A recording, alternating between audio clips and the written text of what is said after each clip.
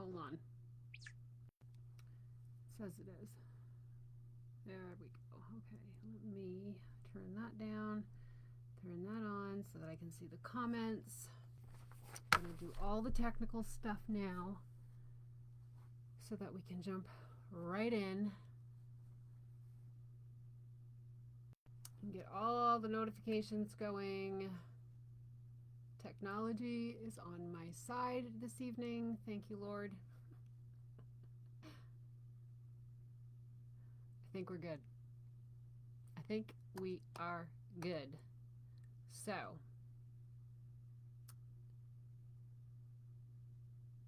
it looks like people are jumping on. It is 7 o'clock Eastern Time. My name is Edie Ann. We are in United We Rise. I gotta turn off notifications because otherwise that's going to be bleeping and bleeping all the time. I'm excited to be here this evening. So this week is a special week because this week a lot of your leaders, superstar directors, are flying off to Idaho to embark on a week of amazingness at home office for Superstar Directors Summit. And I'm here home.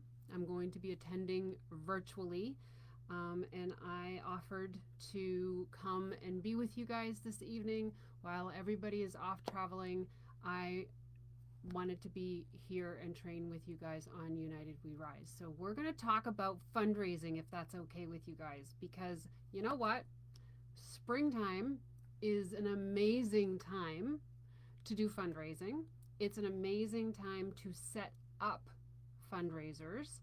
It's an amazing time to be talking about fundraising, both for organizations, but primarily for schools, believe it or not. Yes, I know a lot of schools are kind of starting to get the wrap up started, right? We're in the middle to end of April and got a couple months left before school is let out for summer, but they're still doing some fundraising right now. And some of them are doing it pretty heavily. So if they're not getting new fundraisers, they're preparing for next year. They're preparing for the fall, and so should you. Okay? So what I want to do is, hi everyone. Hello, hello, hello. I'm going to try real hard to not do too much squirreling. I need to expand my view of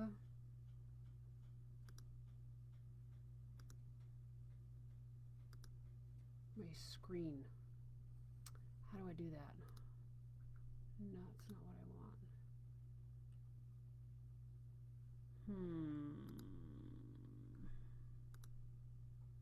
There we go.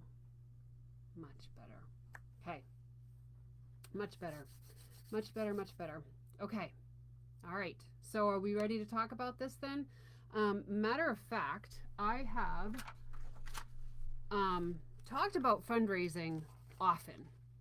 And so if you have sat through a training of fundraisers with me, you're probably going to hear some of the same things. But here's something that I have found in my 15 years of being with Sensi.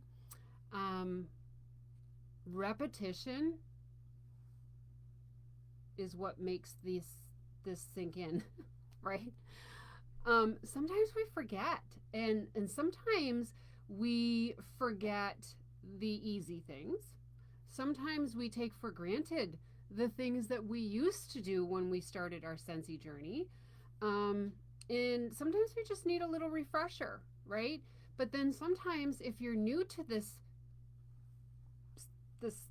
journey, this Sensi thing, this might be something completely new for you. And sometimes people are a little weary of doing fundraising because they either are not quite sure how to do it, or they're a little scared because they feel like they're giving everything away. And I want to talk about that a little bit with you guys tonight too. So get your thinking caps on, get your questions ready.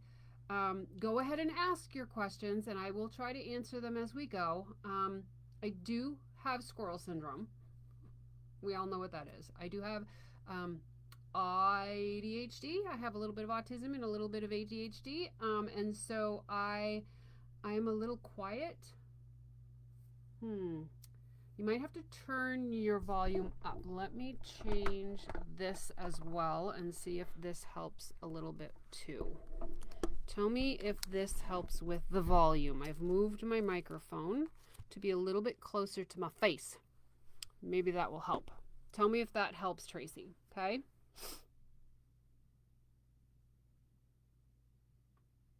Truthfully, never have done one. That happens. And a lot of times we don't do stuff because we're scared. We don't know. Scared of the unknown, fearful of the unknown, right? And sometimes it's just a matter of taking that first step of learning how to do it.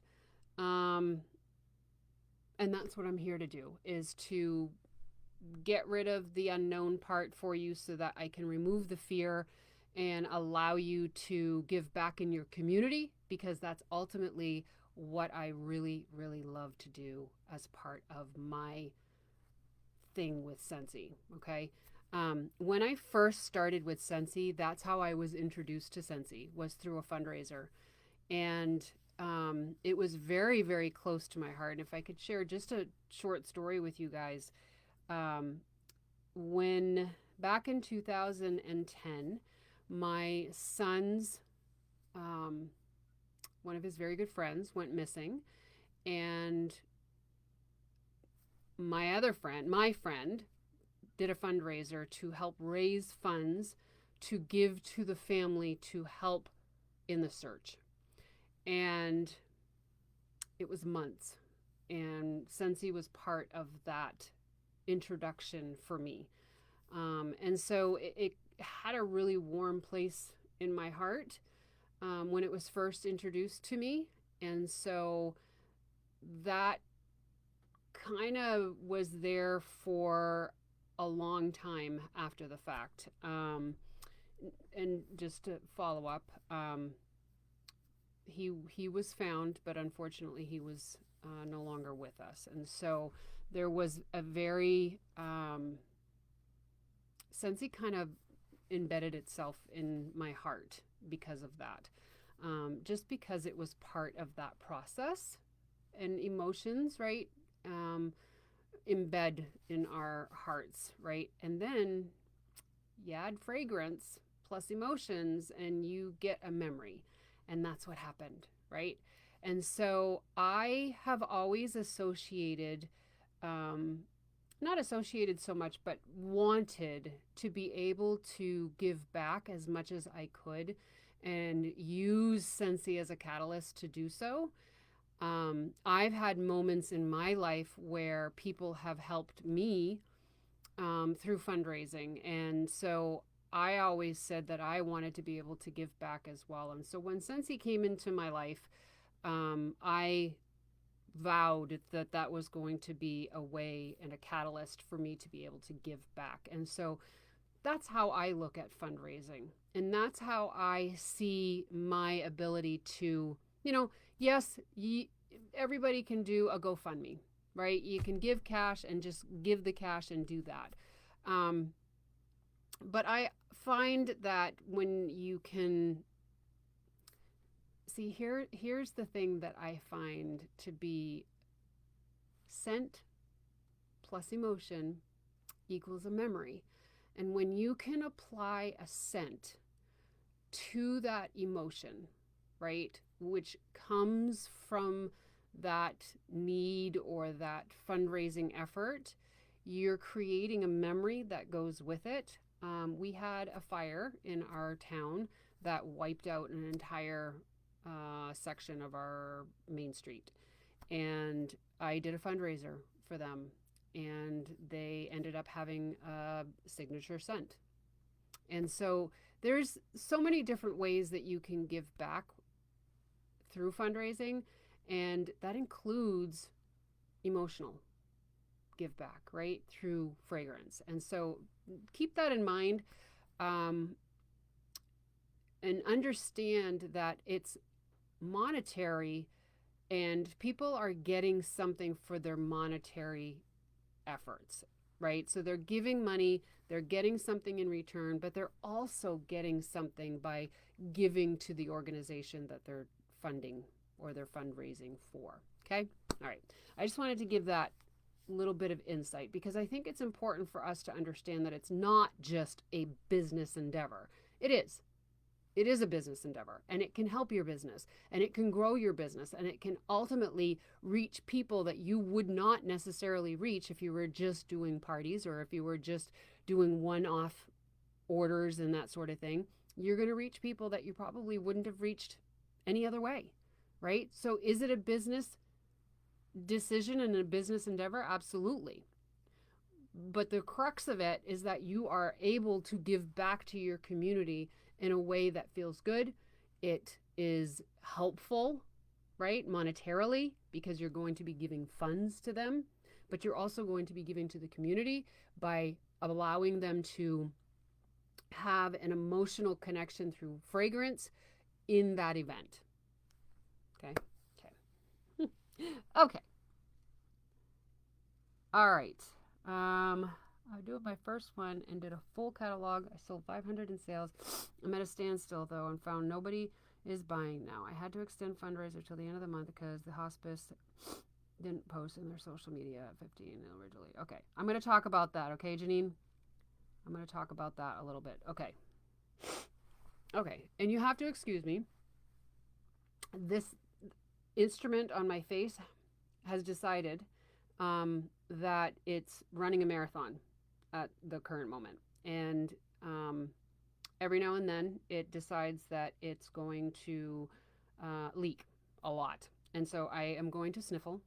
And it's either that or I am going to need to blow my nose, and I don't want to have to do that often on camera because that's no fun. Kind of gross, actually. So it's sniffling. It's going to have to be sniffling or just kind of wiping my nose, which is probably what I'm going to do right now. Okay. So there's that. All right. I think it's allergies. Don't know what it is. I've had an issue with it for quite some time now, but that's another issue. Okay. Why we do them, I just talked about that. Why would we do fundraising? So that we have the ability to give back to our community. How do you find them?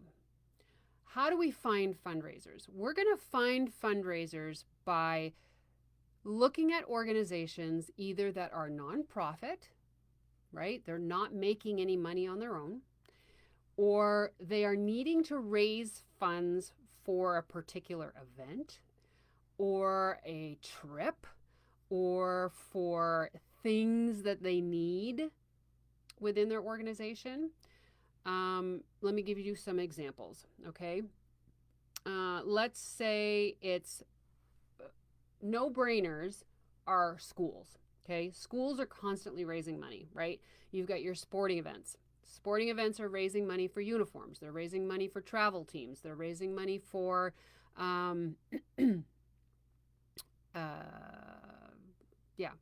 uniforms, traveling. Organizations would be travel clubs. You could be having clubs that need to raise money for things that they need to buy within their organizations. It even could be chess club, right? They need to raise money so that they can travel to their competitions, that sort of thing. Schools are pretty no-brainer, okay?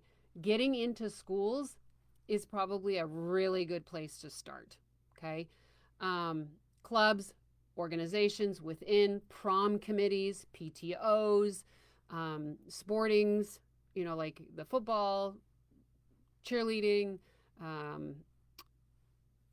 chess club. I mean, you could have sign language. We have all kinds of things. I just finished a prom committee, okay? And we're going to talk about that in a moment. So no-brainer is the schools. The ones that are outside of the schools are a little bit tougher, and I'm going to share a reason why. And I'm going to address Janine's comment that she made, or Jeannie. I'm not sure if I'm pronouncing that properly, but hopefully you know who I'm talking about. When you are doing a nonprofit organization, it is vital that you, one, get them on board.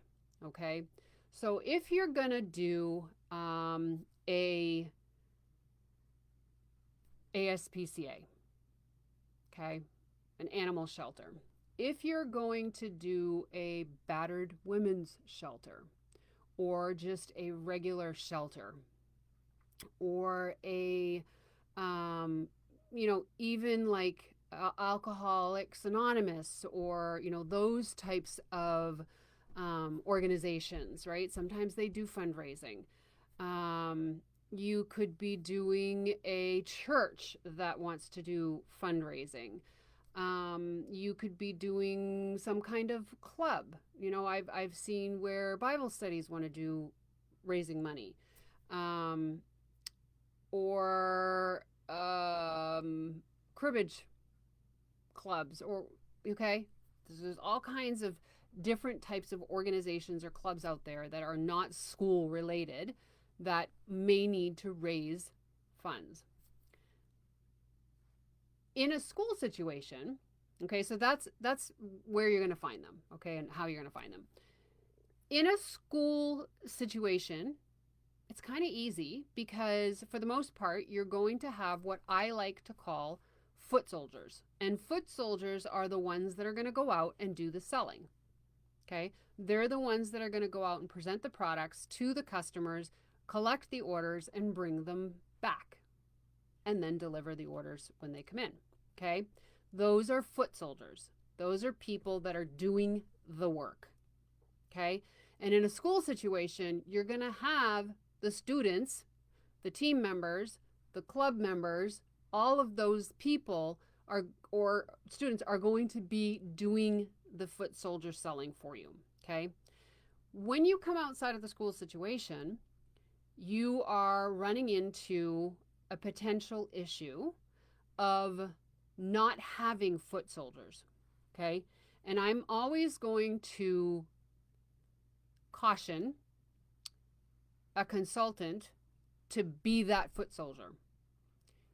The consultant should never be the foot soldier for a fundraiser. And here's the reason why. You are always selling already, right? And so if you are going to your market of people to purchase for this fundraiser, on top of them purchasing from you regularly, you're probably not going to get a lot of them to purchase from you. Do you understand that? Right? And you're going to be very limited to just your circle of people that are purchasing from you. You're not going to get a lot of purchases, potentially, okay? You are dealing with your warm market. And so it makes it very limiting for that fundraiser. So it is vital, okay? And so I usually tell people, if you are going to do that type of an organization, let's say you go to an ASPCA or you're going to go to a shelter, then you need to go to that organization and say, I need to have a commitment of at least 5 foot soldiers. I need 5 people that will commit to going out and selling within your organization, that will go out on your behalf and do the selling. I need 5 people that will commit to do that. So having those 5 people commit gives you the leverage of selling, okay? If they can't commit to that, you need to explain to them that it's going to limit their ability to do any kind of selling, to get any kind of funds, and it's going to make it for a very unsuccessful fundraiser for you, okay? Because a lot of times they expect you to go out and sell for them. It's not going to make for a very successful fundraiser. It just isn't, okay? And so it's very important that they understand that, okay? Let's see. I've had that problem of being my own foot soldiers. I need to make a change to get the schools and other organizations. Yes. Yep. Yes, it's very important to have foot soldiers, okay? Okay. So then, how do you present to get them? How do you present to get a fundraiser? Especially for the schools, a lot of times I will go and talk to the people like the PTO, PTA, whatever you want to call it. And I will go and do a presentation and say, hey, this is our product. A lot of times I'll bring our catalog and say, this is our product. These are the choices that you have to do fundraisers. And I'm going to talk about that in a second. And this is what you're going to get. This is what you have to do. And this is what I'm going to do. That's it. You want to keep it super simple. Super simple. Okay? So it's going to be, this is what you're selling. This is what you need to do. This is what I'm going to do. And that's it. Okay? Your expectations, my expectations, that's it. Okay? And let them know how much they're going to make. That's part of the expectations. Okay? Now, this is how I do it as far as the money goes. Okay? Fundraising is completely up to you. Why? Because you're giving them your money. Okay? The way that a fundraiser works is it's the opposite of a party. With a party, you have a hostess. The hostess makes rewards, right? Half price items, free credit, and you make commission off of what's being sold. With a fundraiser, you're making the hostess rewards and you're giving them the commission. Okay? Okay. So, it's your choice what you give them out of your commission. The way that I do it is I incentivize them. And I tell them that if they sell below $2,000, they will make 20%. If they sell above $2,000, I'll give them 25%. I keep 5%. Why? Because I have to pay for my catalogs. I have to pay for order forms. I have to pay for fundraising envelopes. I have to pay for bags. So I am not in the business of losing money. This is how I run my business. This is how I've succeeded in my business. And 5% of that goes towards materials. It's just how I do it. Okay? And then I also do prizes, especially for the schools, for top sellers, top 3 sellers, that sort of thing. And I'll go over that in a minute too. And so the half price items and the rewards go towards the prizes so that it doesn't have to come out of my pocket either. Okay? Okay. All right. Same. I like the idea of asking people in the organization to do the selling. Yes, you have to. Absolutely have to. Okay. Keep going. How to pay them. That's how we pay them. And so I always tell them that it's in their best interest to do over 2,000 because they get the extra 5% bonus. Because we do, right? When we do over 2,000, we get a 5% bonus. I pass it along. I give it to them. Okay. All right. Now, how do I make my packs? You ready? This is what I do. I do purchase and because I just finished one, I'm going to show you some that are written on. I purchased the fundraising envelopes. Okay? I purchased the fundraising envelopes, and this is what I put in them. So right now they're filled out because I just got them back. In the fundraising envelope, I put a catalog. Now, let's talk about that for a second real quick. Types of fundraisers. You can do multiple types of fundraisers, and that's up to the customer, really, what they want to do. You can do full catalog fundraisers. You can do fragrance flower fundraisers where it's one single item. So basically it would be a catalog fundraiser or a single product fundraiser. And I have done fragrance flower fundraisers. I have done scent circle fundraisers. I have done I have not done yet, but I want to. Candle fundraiser, because those are new. I have did one of these once, and I loved it. A lot of work, but I loved it. I did a bundle. It was a bundle of our wall fan diffuser in a pod set. So they didn't get to choose which wall fan. It just was one wall fan, but they got to choose what scent and pod they wanted. And so this was a long time ago, so I don't have it set up with any current scents, by the way. This was a long time ago. But basically what you do is you just set it up with a sheet where all of the scents are on it. Kind of like a Girl Scout cookie sheet where the names of the people and their phone numbers go there, and then what they've selected goes there, and each column is the scent name, and then you just check off which one. The scent circle one is like that, and so is the fragrance flower. They're all kind of like that. So the customer gets to choose what kind of fundraiser they want to do, and that's obviously what's going to go in the packet. Okay, so this one, I would say 90% of the time, mine are full catalog fundraisers. And I think it's because they choose that because most people want more than just the one product, because they know Scentsy so well around here. But if they're gonna do one that's a one product, they usually do the Scent Circle one. And that's usually in the fall. So, whatever.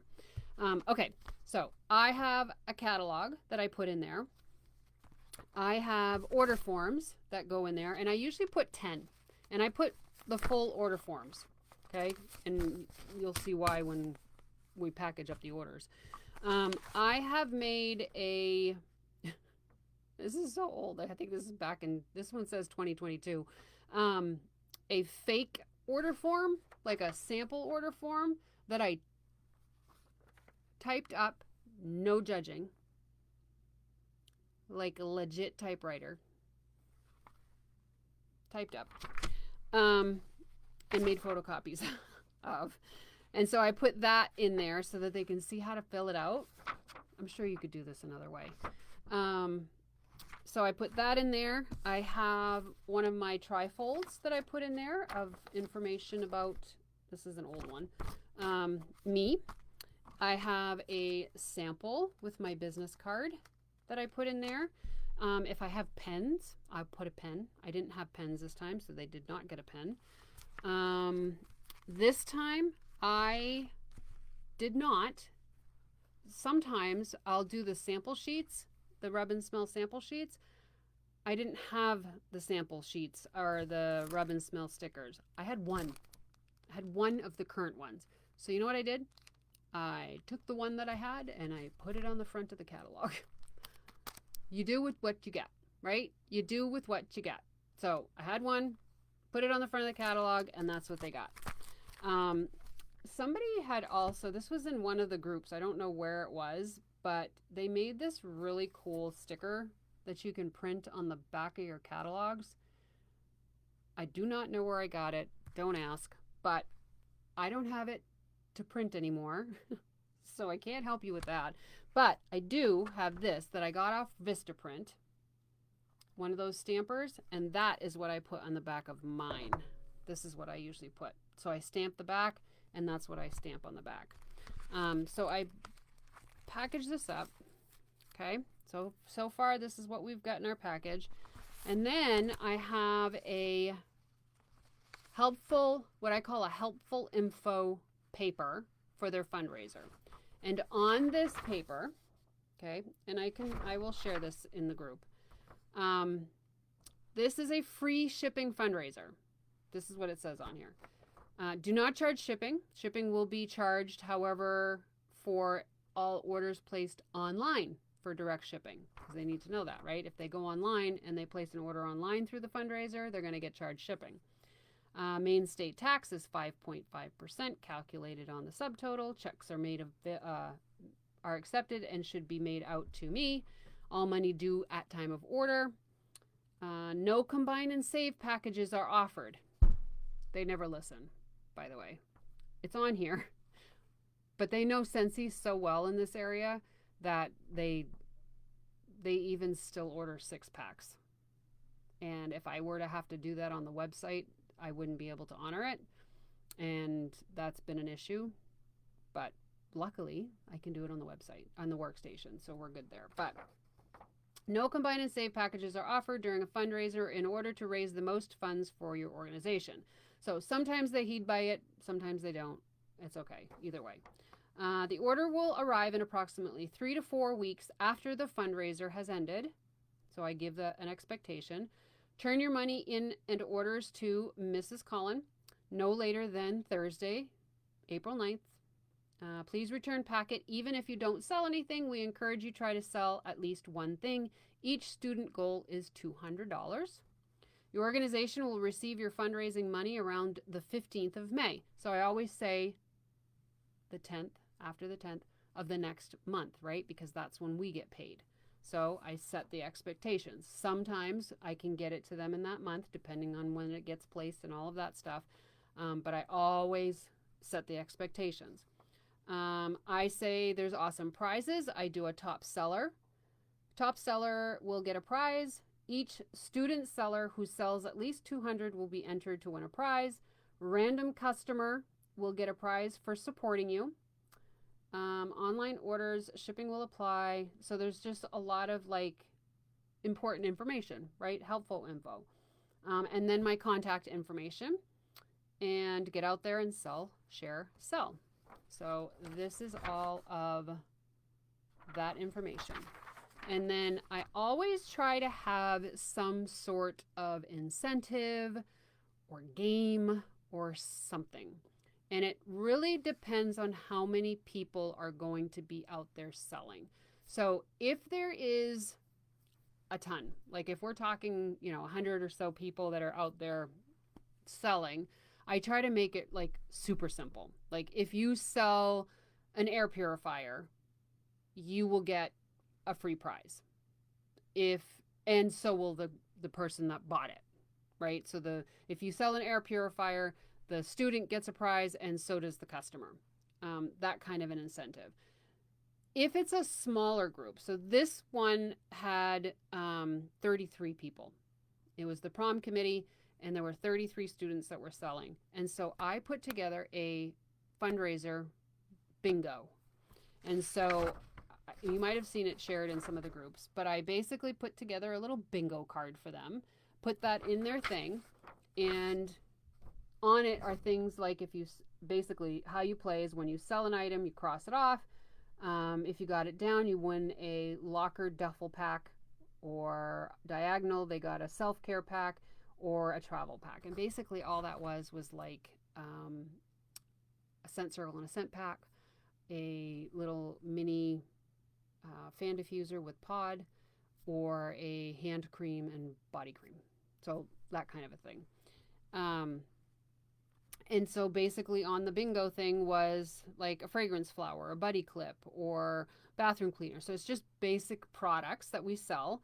And if they sold them, they got to cross it off. And if they got a bingo or a blackout or whatever, they got to play along, and that's what they got to do. They got to play. So that, like this, is what went inside of the envelope and got handed to the where did those order forms just go? I'm going to start losing stuff here. Got handed to the students. Okay. All right. Now they go out, they do their selling. Let me put this stuff away over here. All right. They go usually about 2 weeks. They usually have about 2 weeks to do their selling. They bring all their packets back. They bring them back. I pick them up. And now I have all of the packets. Okay. So I get them here. And now it's my turn to do my job. Okay. Now I have to go through and create the order on the workstation enter all of the customer information, which is super vital, right? We want to make sure all of our customer information is in the workstation. We want to enter all of what they've ordered. And, you know, one thing that I want to express here is it's going to be tempting to bundle as much as you can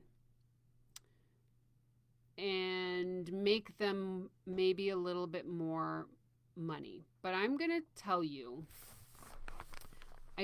I personally don't like that. Secondly, let's say, I'm going to pick a thing. Okay, Leslie is a lady that ordered in this packet. Okay, let's say I bundled some of these together and I didn't put the orders together the way that they came in because I wanted them bundled. Leslie calls me a couple months down the road and she says, do you remember what I ordered from you the last time? I'd like to order that again. I don't, because I bundled it and I'm not sure where your order went under, right?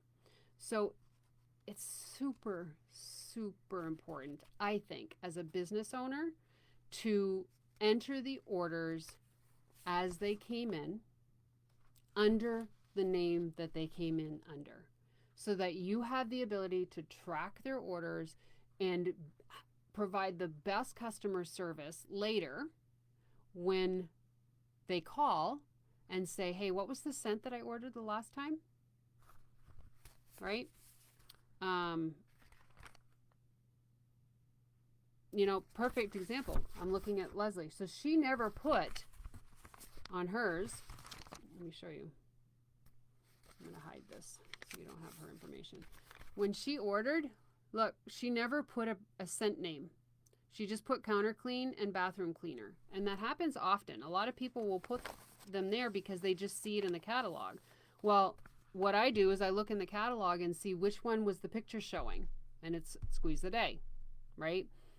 Or a lot of times people just want lemon. So luckily she had her phone number there. I called her up. I said, which one do you want? She said squeeze the day. So I wrote it down. Now, when she reorders next time, she's not going to remember because she wasn't the one that really ordered that, right? I was the one that did that. So it's important that I have that information. So hopefully you guys understand that. So you're going to put all the orders in, you're going to place the orders and send it on its way. Enter all the credit cards, do all the things, right? And wait. Now we're waiting, okay? One of the things that I do, and you don't have to do this, but it's one of the things that I do, and you can do this if you want. It's part of my organizing. It's part of my ADHD. When the orders come in, a lot of times, this is how it comes, right?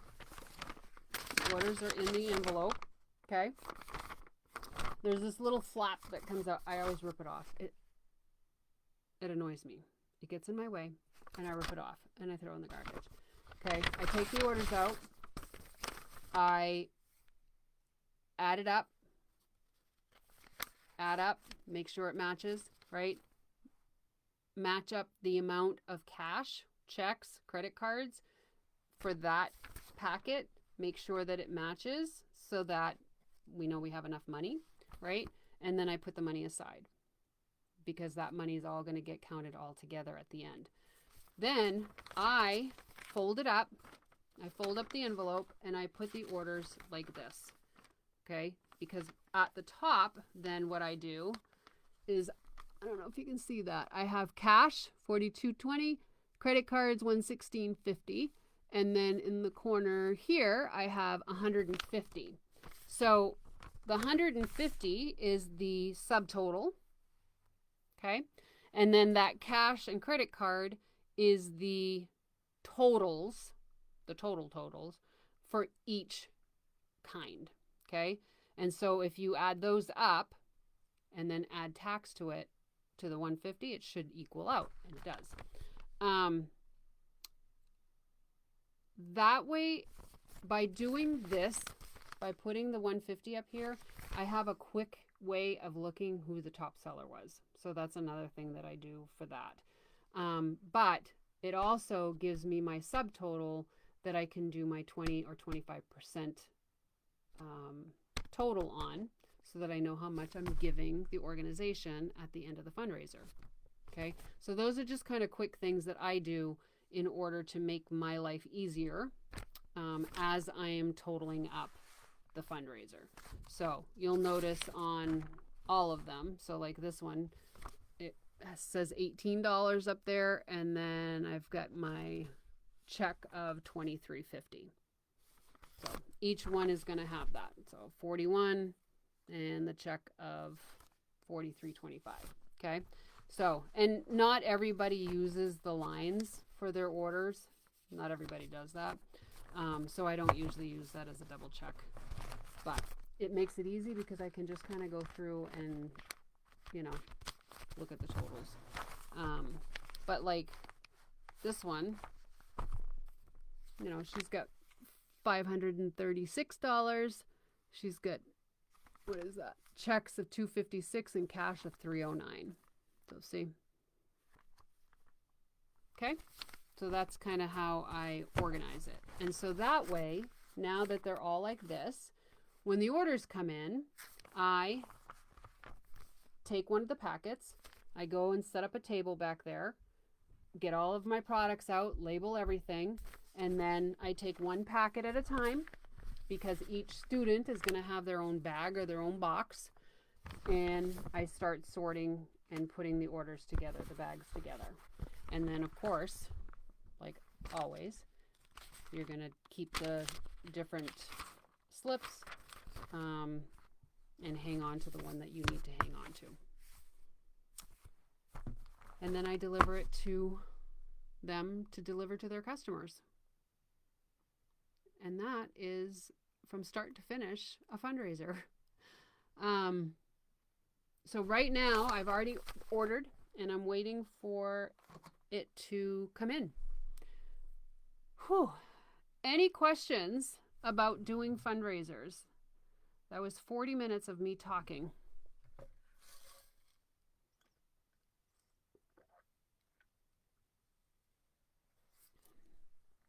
Any questions at all?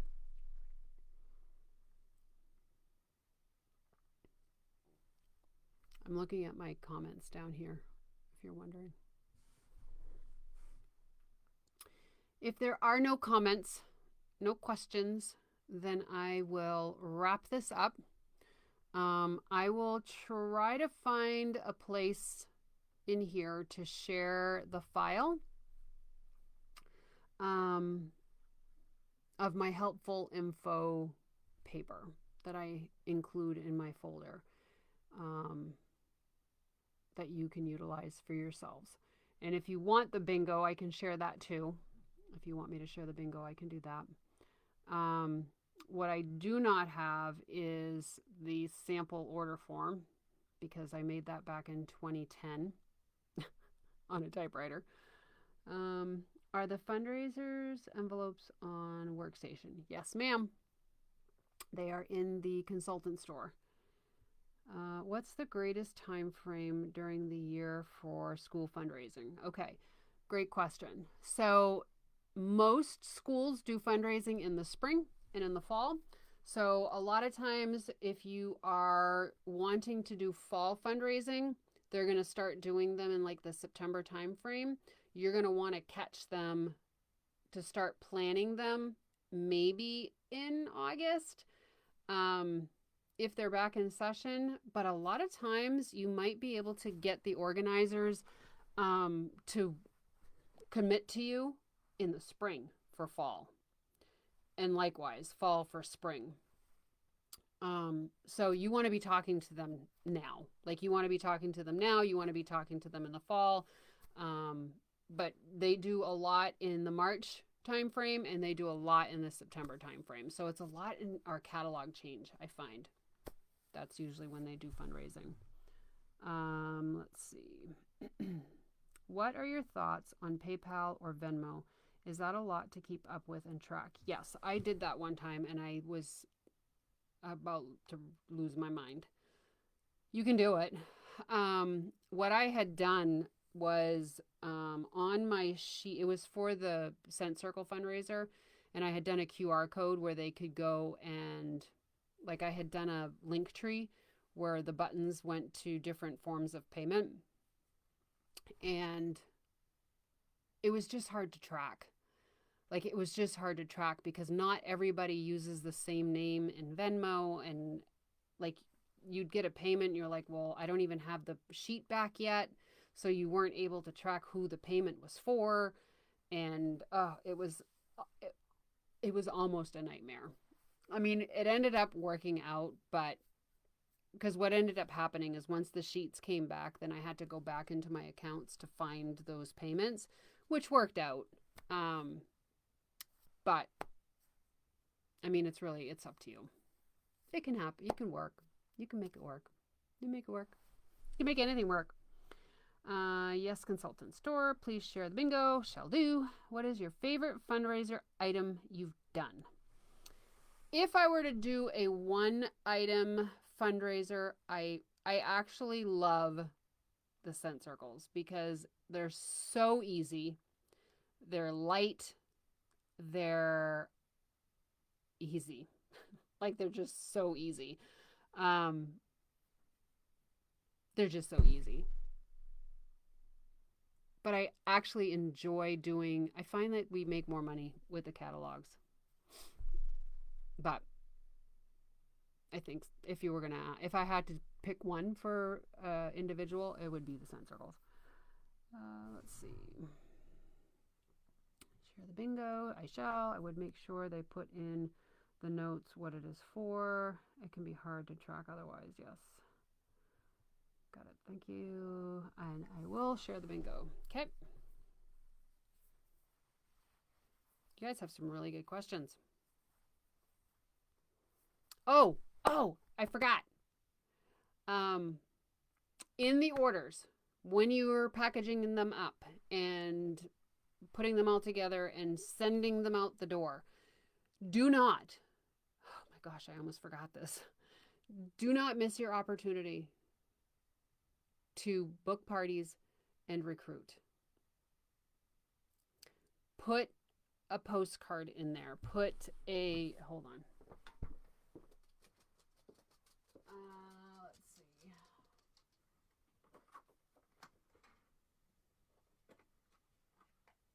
These aren't necessarily the ones that I have, right? I guess they're the ones I got right now.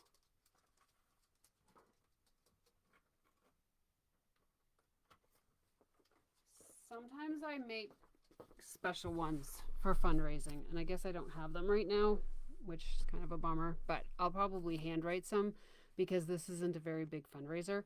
But I always either have a coupon where I say that if you book a party, I will give another 10% of your party to, I don't know how you're going to do that, but you can do something where you say, if you book a party, I'll give another 10% of your party to the fundraiser. Or a lot of times that has to come out of your pocket, so just be careful what you're promising. Okay. Hold on, I gotta let the dog out.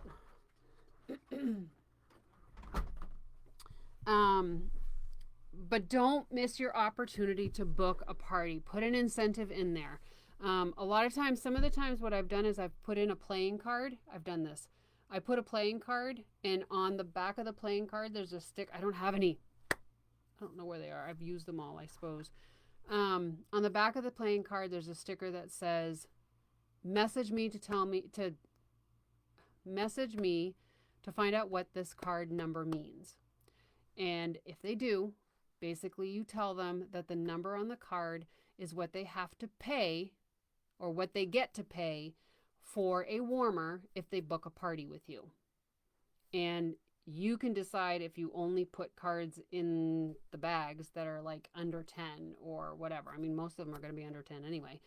And then you can use your half price items, that kind of thing. So you want to try to book parties, okay?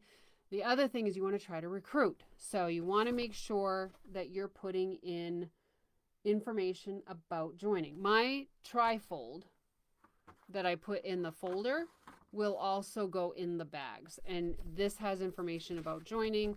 This has information about hosting parties. This has information about everything. So those will also go in the bags. But make sure you're putting information about joining and hosting. Okay? Do not miss your opportunity. You're getting out to people that you wouldn't normally have gotten in touch with, right? So don't miss your opportunity. Okay. Whew. Almost forgot. Okay. All right, everyone. Thanks for joining me. Thanks for having me. And if you have any more questions, go ahead and put them. I'll be watching the comments as the night progresses, and tag me in case I don't see it, because they'll take me off of admin and I won't be able to see all the comments probably. But if you do have questions, you can also message me. Okay? All right, everyone. Have an amazing night, and I'll see you all later. All right. Good luck with your fundraisers.